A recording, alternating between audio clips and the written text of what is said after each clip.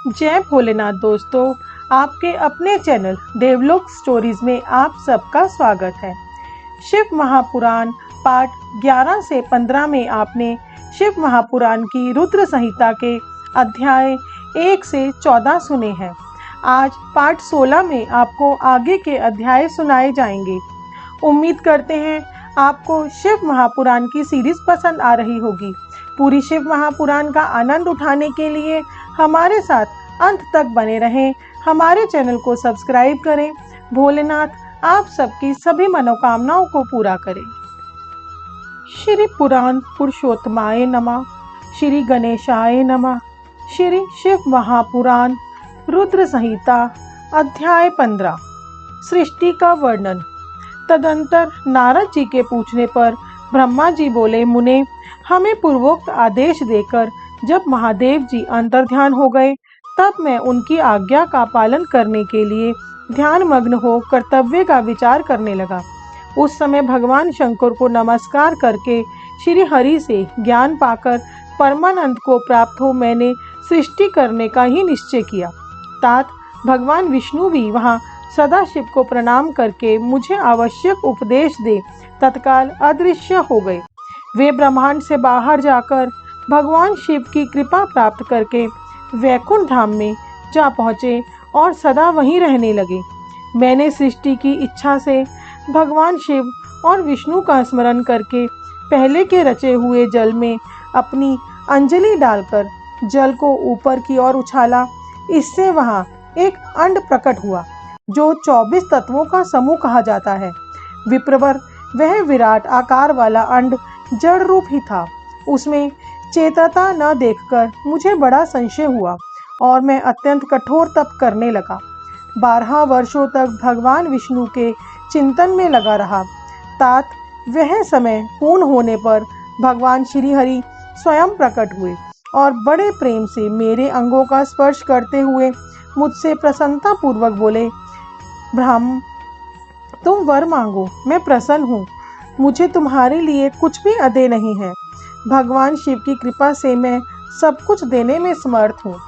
ब्रह्मा जी बोले, अर्थात महाभाग, आपने जो मुझ पर कृपा की है वह सर्वथा उचित ही है, क्योंकि भगवान शंकर ने मुझे आपके हाथों में सौंप दिया है। विष्णु, आपको नमस्कार है। आज मैं आपसे जो कुछ मांगता हूँ उसे दीजिए प्रभु। यह विराट रूप 24 तत्वों से बना हुआ अंड किसी तरह चेतन नहीं हो रहा है, जड़ीभूत दिखाई देता है। हरे, इस समय भगवान शिव की कृपा से आप यहाँ प्रकट हुए हैं, अतः शंकर की सृष्टि शक्ति या विभूति से प्राप्त हुए इस अंड में चेतनता लाइए। ऐसा कहने पर शिव की आज्ञा में तत्पर रहने वाले महाविष्णु ने अनंत रूप का आश्रय ले उस अंड में प्रवेश किया। उस समय उन परम पुरुष के सहस्त्रों मस्तक, सहस्त्रों नेत्र और सहस्त्रों पैर थे। उन्होंने भूमि को सब ओर से घेरकर उस अंड को व्याप्त कर लिया। मेरे द्वारा भली भांति स्तुति की जाने पर जब विष्णु जी ने उस अंड में प्रवेश किया तब वह 24 तत्वों का विकार रूप अंड सचेतन हो गया। पाताल से लेकर सत्यलोक तक की अवधि वाले उस अंड के रूप में वहाँ साक्षात श्री हरि ही विराजने लगे। उस विराट अंड में व्यापक होने से ही वे प्रभु वैराज पुरुष कहलाए। पंचमुख महादेव ने केवल अपने रहने के लिए सुरभ्य कैलाश नगर का निर्माण किया, जो सब लोगों से ऊपर सुशोभित होता है। देवर्षि, संपूर्ण ब्रह्मांड का नाश हो जाने पर भी वैकुंठ और कैलाश, इन दो धामों का यहाँ कभी नाश नहीं होता। मुनिश्रेष्ठ, मैं सत्यलोक का आश्रय लेकर कहता हूँ, तात महादेव जी की आज्ञा से ही मुझसे सृष्टि रचने की इच्छा उत्पन्न हुई है। बेटा, जब मैं सृष्टि की इच्छा से चिंतन करने लगा उस समय पहले मुझसे अनजान में ही पापपूर्ण तमोगुणी सृष्टि का प्रादुर्भाव हुआ, जिसे अविद्या पंचक कहते हैं। तदंतर प्रसन्नचित होकर शंभु की आज्ञा से मैं पुनः अनासक्त भाव से सृष्टि का चिंतन करने लगा। उस समय मेरे द्वारा स्थावर, संज्ञक वृक्ष आदि की सृष्टि हुई, जिसे मुख्य सर्ग कहते हैं। उसे देखकर तथा वह अपने लिए पुरुषार्थ का साधक नहीं है, यह जानकर सृष्टि की इच्छा वाले मुझ ब्रह्मा से दूसरे सर्ग प्रकट हुआ जो दुख से भरा हुआ है। उसका नाम त्रियक स्त्रोता है। वह सर्ग भी पुरुषार्थ का साधक नहीं था। उसे भी पुरुषार्थ साधन की शक्ति से रहित जान जब मैं पुनः सृष्टि का चिंतन करने लगा, तब मुझसे शीघ्र ही तीसरे सात्विक सगर्क का प्रादुर्भाव हुआ, जिसे उर्ग्व स्रोता कहते हैं। यह देव सर्ग के नाम से विख्यात हुआ। देव सर्ग सत्यवादी तथा अत्यंत सुखदायक है। उसे भी पुरुषार्थ साधन की रुचि एवं अधिकार से रहित मानकर मैंने अन्य सर्ग के लिए अपने स्वामी श्री शिव का चिंतन आरंभ किया। तब भगवान शंकर की आज्ञा से एक रजोगुणी सृष्टि का प्रादुर्भाव हुआ, जिसे अर्वक स्त्रोता कहा गया है। इस सर्ग के प्राणी मनुष्य हैं, जो पुरुषार्थ साधन के उच्च अधिकारी हैं। तदंतर महादेव जी की आज्ञा से भूत आदि की सृष्टि हुई। इस प्रकार मैंने 5 तरह की वैकृत सृष्टि का वर्णन किया है। इनके सिवा 3 प्राकृत सर्ग भी कहे गए हैं, जो मुझ ब्रह्मा के सानिध्य से प्रकृति से ही प्रकट हुए हैं। इनमें पहला महतत्व का सर्ग है, दूसरा सूक्ष्म भूतों अर्थात तन मात्राओं का सर्ग है, तीसरा वैकारिक सर्ग कहलाता है। इस तरह से 3 प्राकृत सर्ग हैं। प्राकृत और वैकृत दोनों प्रकार के सर्गों को मिलाने से 8 सर्ग होते हैं। इनके सिवा 9वां कौमार सर्ग है, जो प्राकृत और वैकृत भी है। इन सबके अवान्तर भेद का मैं वर्णन नहीं कर सकता, क्योंकि इसका उपयोग बहुत थोड़ा है। अब द्विजात्मक सर्ग का प्रतिपादन करता हूँ। इसी का दूसरा नाम कौमार सर्ग है, जिसमें सनक सनंदन आदि कुमारों की महत्वपूर्ण सृष्टि हुई। सनत आदि मेरे 4 मानस पुत्र हैं, जो मुझ ब्रह्मा के ही समान हैं। वे महान वैराग्य से उत्संपन्न तथा उत्तम व्रत का पालन करने वाले हैं। उनका मन सदा भगवान शिव के चिंतन में ही लगा रहता है। वे संसार से विमुख एवं ज्ञानी हैं। उन्होंने मेरे आदेश पर भी सृष्टि के कार्य में मन नहीं लगाया। मुनिश्रेष्ठ नारद सनकादि कुमारों के दिए हुए नकारात्मक उत्तर को सुनकर मैंने बड़ा भयंकर क्रोध प्रकट किया। उस समय मुझ पर मोह छा गया। उस अवसर पर मैंने मन ही मन भगवान विष्णु का स्मरण किया। वे शीघ्र ही आ गए और उन्होंने समझाते हुए मुझसे कहा कि तुम भगवान शिव की प्रसन्नता के लिए तपस्या करो। मुनि श्रेष्ठ श्री हरि ने जब मुझे ऐसी शिक्षा दी, तब मैं महाघोर एवं उत्कृष्ट तप करने लगा। सृष्टि के लिए तपस्या करते हुए मेरी दोनों बाहों और नासिका के मध्य भाग से, जो उनका अपना ही अविमुक्त नामक स्थान है, महेश्वर की 3 मूर्तियों में से अन्यतम पूर्णांश सर्वेश्वर एवं दया सागर भगवान शिव अर्धनारीश्वर रूप में प्रकट हुए, जो जन्म से रहित तेज की राशि सर्वज्ञ तथा सर्वश्रेष्ठ हैं। उन नील लोहित नामधारी साक्षात उमा वल्लभ शंकर को सामने देख बड़ी भक्ति से मस्तक झुका उनकी स्तुति करके मैं बड़ा प्रसन्न हुआ और उन देव देवेश्वर से बोला, प्रभु आप भांति भांति के जीवों की सृष्टि कीजिए। मेरी यह बात सुनकर उन देवादिदेव महेश्वर रुद्र ने अपने ही समान बहुत से रुद्र गणों की सृष्टि की। तब मैंने अपने स्वामी महेश्वर महारुद्र से फिर कहा, देव आप ऐसे जीवों की सृष्टि कीजिए जो जन्म और मृत्यु के भय से युक्त हों। मुनिश्रेष्ठ मेरी ऐसी बात सुनकर करुणा सागर महादेव जी हंस पड़े और तत्काल इस प्रकार बोले, विधाता मैं जन्म और मृत्यु के भय से युक्त अशोधन जीवों की सृष्टि नहीं करूंगा, क्योंकि वे कर्मों के अधीन हो दुख के समुद्र में डूबे रहेंगे। मैं तो दुख के सागर में डूबे हुए उन जीवों का उद्धार मात्र करूंगा। गुरु का स्वरूप धारण करके उत्तम ज्ञान प्रदान कर उन सबको संसार सागर से पार करूंगा। प्रजापते दुख में डूबे हुए सारे जीव की सृष्टि तो तुम ही करो। मेरी आज्ञा से इस कार्य में प्रवृत्त होने के कारण तुम्हें माया नहीं बांध सकेगी। मुझसे ऐसा कहकर श्रीमान भगवान नील लोहित महादेव मेरे देखते देखते अपने पार्षदों के साथ वहां से तत्काल तिरोहित हो गए। अध्याय 16 स्वयंभू मनु और शतरूपा की, ऋषियों की तथा दक्ष कन्याओं की संतानों का वर्णन तथा सती और शिव की महत्ता का प्रतिपादन। ब्रह्मा जी कहते हैं, नारद तदंतर मैंने शब्द तन्मात्रा आदि सूक्ष्म भूतों को स्वयं ही पंचीकृत करके अर्थात उन 5 का परस्पर सम्मिश्रण करके उनके स्थूल आकाश, वायु, अग्नि, जल और पृथ्वी की सृष्टि की। पर्वतों, समुद्रों और वृक्षों आदि को उत्पन्न किया। कला से लेकर युग पर्यंत को काल विभाग है।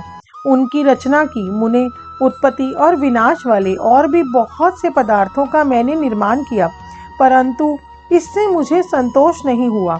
तब सांब शिव का ध्यान करके मैंने साधन परायण पुरुषों की सृष्टि की। अपने दोनों नेत्रों से मरीचि को, हृदय से भृगु को, सिर से अंगिरा को, व्यान वायु से मुनिश्रेष्ठ पुलह को, उदान वायु से पुलत्स्य को, समान वायु से वशिष्ठ को, अपान से कृत को, दोनों कानों से अत्रि को, प्राणों से दक्ष को, गोद से तुमको, छाया से कदर्म मुनि को तथा संकल्प से समस्त साधनों के साधन धर्म को उत्पन्न किया। मुनिश्रेष्ठ, इस तरह इन उत्तम साधकों की सृष्टि करके महादेव जी की कृपा से मैंने अपने आप को कृतार्थ माना। तत्पश्चात संकल्प से उत्पन्न हुए धर्म मेरी आज्ञा से मानव रूप धारण करके साधकों की प्रेरणा से साधन में लग गए। इसके बाद मैंने अपने विभिन्न अंगों से देवता, असुर आदि के रूप में असंख्य पुत्रों की सृष्टि करके उन्हें भिन्न भिन्न शरीर प्रदान किए। मुने तदंतर अंतर्यामी भगवान शंकर की प्रेरणा से अपने शरीर को 2 भागों में विभक्त करके मैं 2 रूप वाला हो गया। नारद, आधे शरीर से मैं स्त्री हो गया और आधे से पुरुष। उस पुरुष ने उस स्त्री के गर्भ से सर्व साधन समर्थ उत्तम जोड़े को उत्पन्न किया। उस जोड़े में जो पुरुष था वही स्वयंभुव मनु के नाम से प्रसिद्ध हुआ। स्वयंभुव मनु उच्च कोटि के साधक हुए तथा जो स्त्री थी वह शत्रुपा कहलाई। वह योगिनी एवं तपस्वी हुई। तात मनु ने वैवाहिक विधि से अत्यंत सुंदरी शतरूपा का पाणी ग्रहण किया और उससे वे मैथुन जनित सृष्टि उत्पन्न करने लगे। उन्होंने शतरूपा से प्रियव्रत और उतादपाद नामक 2 पुत्र और 3 कन्याएं उत्पन्न की। कन्याओं के नाम थे आकुति, देवहूति और प्रसूति। मुनि ने आकुति का विवाह प्रजापति रुचि के साथ किया। मझली पुत्री देवहूति कदर्म को ब्याह दी और उतानपाद की सबसे छोटी बहन प्रसूति प्रजापति दक्ष को दे दी। उनकी संतान परंपराओं से समस्त चराचर जगत व्याप्त है। रुचि से आकृति के गर्भ से यज्ञ और दक्षिणा नामक स्त्री पुरुष का जोड़ा उत्पन्न हुआ। यज्ञ के दक्षिणा से 12 पुत्र हुए और मुने कंदर्प द्वारा देवहूति के गर्भ से बहुत सी पुत्रियां उत्पन्न हुई। दक्ष के प्रसूति से 24 कन्याएं हुई। उनमें से श्रद्धा आदि 13 कन्याओं का विवाह दक्ष के धर्म के साथ कर दिया। मुनीश्वर, धर्म की उन पत्नियों के नाम सुनो: श्रद्धा, लक्ष्मी, धृति, तुष्टि, पुष्टि, मेघा, क्रिया, बुद्धि, लज्जा, वसु, शांति, सिद्धि और कीर्ति। ये सब 13 हैं। इनसे छोटी जो शेष 11 सुलोचना कन्याएं थी उनके नाम इस प्रकार हैं: ख्याति, सती, सबूति, समृति, प्रीति, क्षमा, अनसनंती, अनसुया, ऊर्जा, स्वाहा तथा स्वधा। भृगु, शिव, मरीचि, अंगिरा मुनि, पुलत्स्य, पुलह, मुनिश्रेष्ठ कृतु, अत्रि, वशिष्ठ, अग्नि और पितरों ने कर्मशा इन ख्याति आदि कन्याओं का पाणी ग्रहण किया। भृगु आदि मुनिश्रेष्ठ साधक हैं। उनकी संतानों से चराचर प्राणियों सहित सारी त्रिलोकी भरी हुई है। इस प्रकार अंबिकापति महादेव जी की आज्ञा से अपने पूर्व कर्मों के अनुसार बहुत से प्राणी असंख्य श्रेष्ठ द्विजों के रूप में उत्पन्न हुए। कल्प भेद से दक्ष के 60 कन्याएं बताई गई हैं। उनमें से 10 कन्याओं का विवाह उन्होंने धर्म के साथ किया। 27 कन्याएं चंद्रमा को ब्याह दी और विधि पूर्वक 13 कन्याओं के साथ दक्ष ने कश्यप के हाथ में दे दिए। नारद, उन्होंने 4 कन्याएं श्रेष्ठ रूप वाले ताक्ष्य को ब्याह दी तथा भृगु, अंगिरा और कृशावत को 2-2 कन्याएं अर्पित की। उन स्त्रियों से उनके पतियों द्वारा बहुसंख्यक चराचर प्राणियों की उत्पत्ति हुई। मुनिश्रेष्ठ दक्ष ने महात्मा कश्यप को जिन 13 कन्याओं का विधि पूर्वक दान दिया था उनकी संतानों से सारी त्रिलोकी व्याप्त है। सथावर और जंगम कोई भी सृष्टि ऐसी नहीं है जो कश्यप की संतानों से शून्य हो। देवता, ऋषि, दैत्य, वृक्ष, पक्षी, पर्वत तथा तृणलता आदि सभी कश्यप पत्नियों से पैदा हुए हैं। इस प्रकार दक्ष कन्याओं की संतानों से सारा चराचर जगत व्याप्त है। पाताल से लेकर सत्यलोक पर्यंत समस्त ब्रह्मांड निश्चय ही उनकी संतानों से सदा भरा रहता है, कभी खाली नहीं होता। इस तरह भगवान शंकर की आज्ञा से ब्रह्मा जी ने भली भांति सृष्टि की। पूर्व काल में सर्वव्यापी शंभु ने जिन्हें तपस्या के लिए प्रकट किया था, तथा रुद्रदेव ने त्रिशूल के अग्रभाग पर रखकर जिसकी सदा रक्षा की है, वे ही सती देवी लोकहित का कार्य संपादित करने के लिए दक्ष से प्रकट हुई थी। उन्होंने भक्तों के उद्धार के लिए अनेक लीलाएं की। इस प्रकार देवी शिवा ही सती होकर भगवान शंकर से ब्याही गई, किंतु पिता के यज्ञ में पति का अपमान देख उन्होंने अपने शरीर को त्याग दिया और फिर उसे ग्रहण नहीं किया। वे अपने परम पद को प्राप्त हो गई। फिर देवताओं की प्रार्थना से वे ही शिवा पार्वती के रूप में प्रकट हुई और बड़ी भारी तपस्या करके पुनः भगवान शिव को उन्होंने प्राप्त कर लिया। मुनीश्वर, इस जगत में उनके अनेक नाम प्रसिद्ध हुए। उनके कालिका, चंडिका, भद्रा, चामुंडा, विजया, जया, जयंती, भद्रकाली, दुर्गा, भगवती, कामाख्या, कामदा, अम्बा, मृडानी और सर्वमंगला आदि अनेक नाम हैं जो भोग और मोक्ष देने वाले हैं। ये सभी नाम उनके गुण और कर्मों के अनुसार हैं। मुनि श्रेष्ठ नारद, इस प्रकार मैंने सृष्टि कर्म का तुमसे वर्णन किया है। ब्रह्मांड का यह सारा भाग भगवान शिव की आज्ञा से मेरे द्वारा रचा गया है।